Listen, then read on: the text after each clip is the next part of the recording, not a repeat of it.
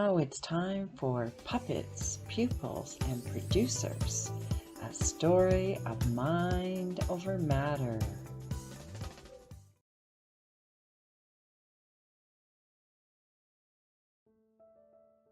Cassie was born on a Saturday in the middle of May, but she didn't know the exact time.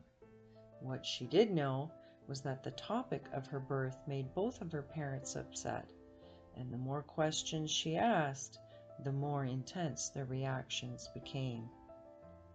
Assuming her birth wasn't memorable made her question her significance. In time, she convinced herself she was tolerated versus celebrated, and worried she'd be discarded if she caused her parents any grief. With her existence hanging in the balance, she scrutinized her behaviors and became overcritical of her smallest mistakes.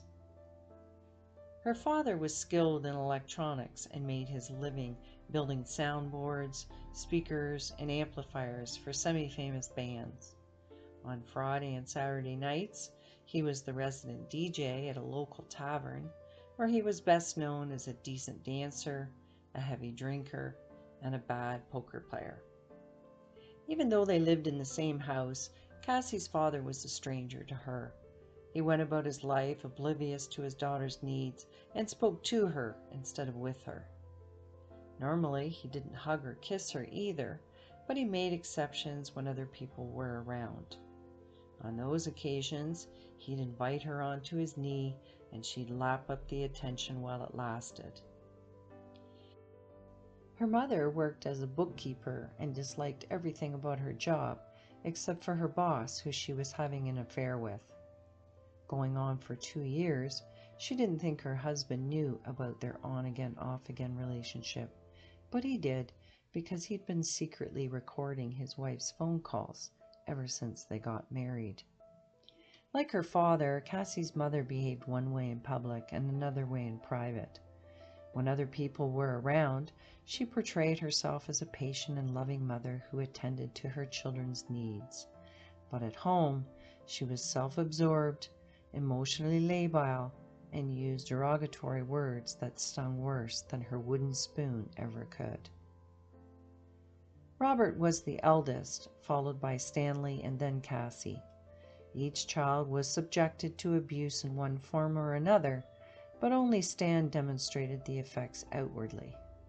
Labeled the difficult child, he received more than his share of punishment, while the two children who internalized their trauma received his share of praise. When she was 5 years old, her family moved to a small village on the outskirts of a rapidly expanding city. There, her father would work as a salesman in the furniture showroom his wealthy sister-in-law built for her second and significantly younger husband. Her mother would do the bookkeeping as well, but from her new home office. It was an exciting time as their house, furniture, and the appliances were all brand new. The double-car garage was full. The freshly sodded backyard featured an in-ground swimming pool, and behind the property there was an expanse of forest. As promised, the adoption of 2 puppies and a kitten came next. From the outside, they looked like a perfect family, but things were far from perfect inside that house. For Cassie, the move meant her uncle wouldn't babysit anymore, but that didn't mean his predatory influence would end, because hanging on the walls of her new bedroom were 2 of his original paintings. One portrayed an orange kitten sleeping on a rocking chair. The other featured the face of a lion with the same eyes and eyeglasses as her uncle. Although many years would pass before she'd realize that she represented the sleeping kitten, she recognized his self-portrait as soon as she saw it. Whether it was a blessing or a curse, she couldn't remember when it started or how many times it occurred, because he was putting a sleeping pill in her chocolate milk at lunchtime. All she knew is that she woke up to his hand between her legs more than once. In her twilight state, her awareness would fade in and out, so she perceived herself as pretending to be asleep instead of being unable to fully wake up.